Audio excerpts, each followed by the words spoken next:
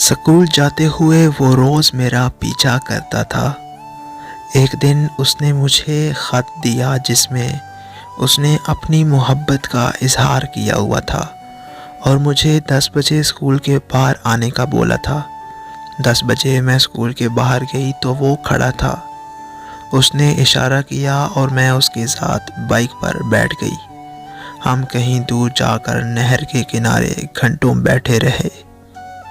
پھر چھٹی ٹائم اس نے مجھے اسکول کے باہر اتار دیا۔ ہم ہفتے میں 1-2 دفعہ ایسے ہی پائے جانے لگے۔ مجھے اس سے پہلی اور سچی محبت ہو گئی تھی۔ ایک دن میرے گھر پتہ چل گیا اور گھر والوں نے مجھے بہت مارا۔ میرا اسکول اور باہر آنا جانا بند کر دیا، پر میرے سر پر محبت سوار تھی تو میں اس کے کہنے پر اس کے ساتھ گھر سے بھاگ گئی۔ وہ مجھے گاؤں سے لے کر لاہور آ گیا۔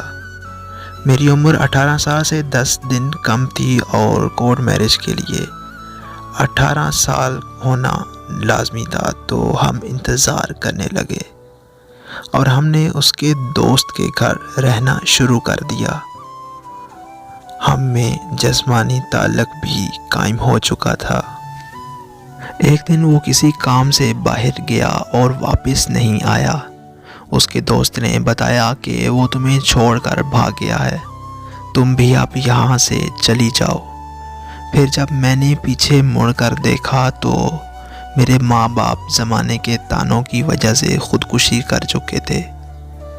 کہاں جاؤں، کیا کروں، کچھ سمجھ نہیں آ رہی تھی، تو میں اس کے دوست کے پاؤں پڑ گئی کہ مجھے پلیز مت نکالو، پر میں اس کے ساتھ رہنے لگی۔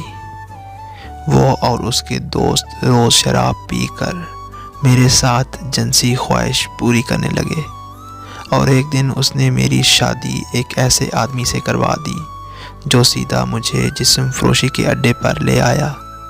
اب میری ہر رات سہاگ رات کی طرح ہے، فرق صرف اتنا ہے کہ ہر روز سہاگ بدلتے رہتے ہیں۔